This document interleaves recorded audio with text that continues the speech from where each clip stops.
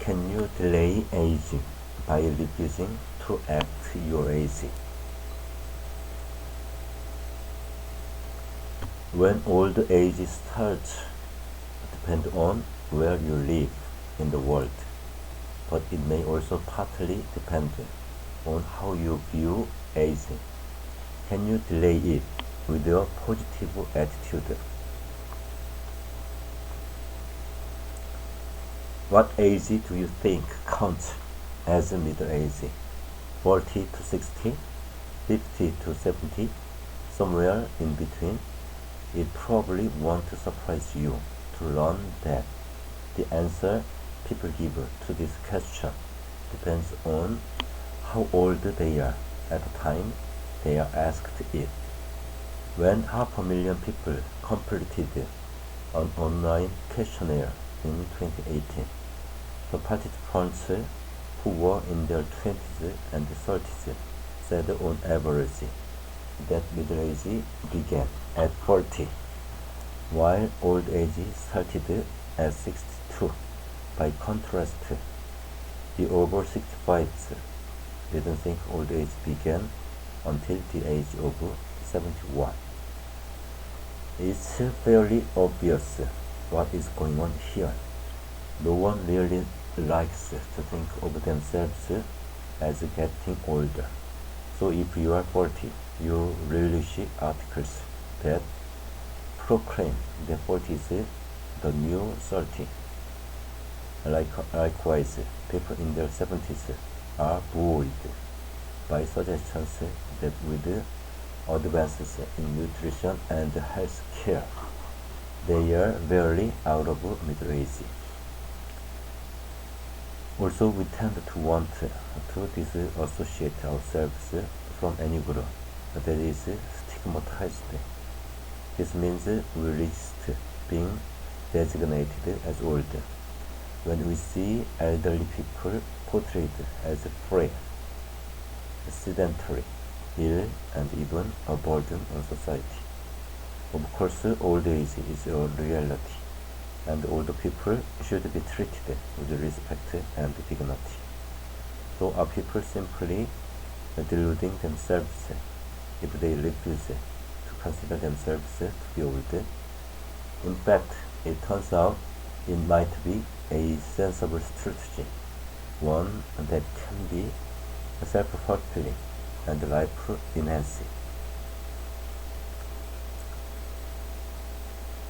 In 2003, the researchers Hannah Cooper and Sir Michael Marmont, famous for demonstrating the impact that socioeconomic status in life can have on our health and life expectancy, carried out a wide-ranging study in which participants were again asked the question, when does old age start? Answers varied, of course, but what Cooper and Marmot found was that those people who thought old age began earlier were more likely to have had a heart attack, to be suffering from heart disease, or be in poor physical health generally, when they were followed up 6 to 9 years later. The participants in this study were taking part in the so-called Whitehall Second Study, a longitudinal study of more than 10,000 civil servants working in London. The research is robust, with the participants asked a whole bank of questions. This meant that Cooper and Marmot could establish that other factors such as employment grade couldn't account for the difference in health outcomes.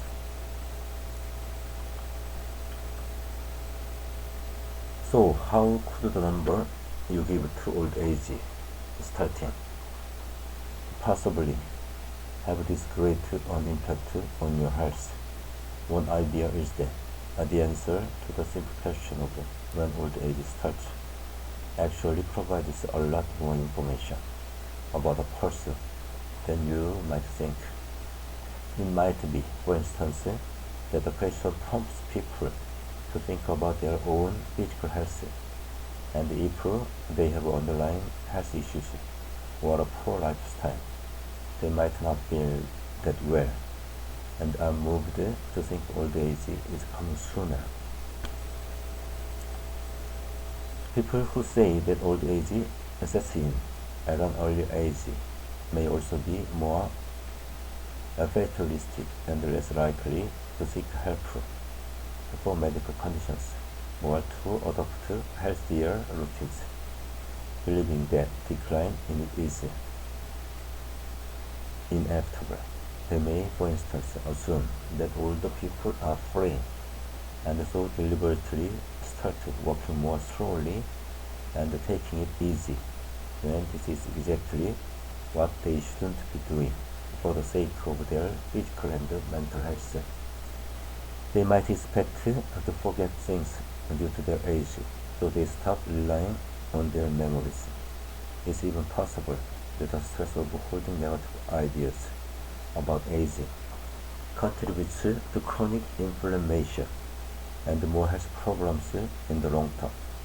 So living up to the stereotype of an older person might increase the verbal problems they fear, the very problems they fear.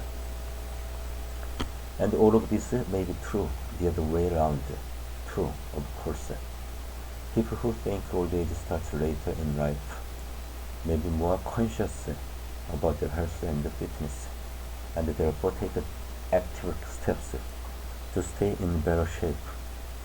They think they are younger and so behave in younger ways, creating a virtuous circle. Whatever the explanation, the Cooper and Marmot study is not the only research to demonstrate measurable benefits of thinking positively about aging. Becker Levy from the Yale School of Public Health, using data from the Ohio longitudinal study of aging and retirement, also produced some extraordinary findings. The Ohio study had followed more than 1,000 people who were at least 50 at the time. She found that people who had positive ideas about their own age, who agreed with comments such as, "I have as much pep as last year," and who disagreed that, "As you get older, you get less useful," lived for an average of 22.6 years after they first participated in the study, while the people who felt less positively about aging lived for just 15 years more on average. Then along comes a new study conducted by Susan Ohm from the University of Greifswald in northern Germany, which might pin down the problem more precisely. And her findings provide some good news for people who think more negatively about the onset of old age. They weren't any more likely than average to die early, but again, people who saw old age more positively as a time to learn new things and make new plans, for example, lived longer on average. In this study, it didn't matter as much what people thought about the physical implications of aging. What mattered was whether they believed they would still develop and grow mentally.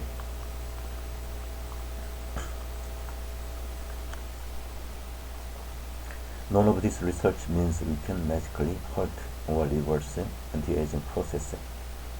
Eyesight, hearing, memory, muscle mass, bone strength, healing processes, you name it, they all decline, and old people are of course more vulnerable to a whole ranges of illnesses. These big studies are all based on averages, so saying you are not middle-aged isn't going to stop everyone getting ill. But in his book, The Expectation Effect, science journalist David Robson has some tips for us. He suggests that instead of mourning the loss of youth, We should focus on the experience and the knowledge we gain as we get older and notice how much better we get at dealing with things.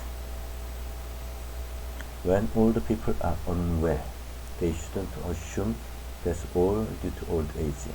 Above all, as we age, we should never give up on trying to be healthier and believing that there are many things we can still do. If we adopt this attitude, we are likely both to live longer and to enjoy those years.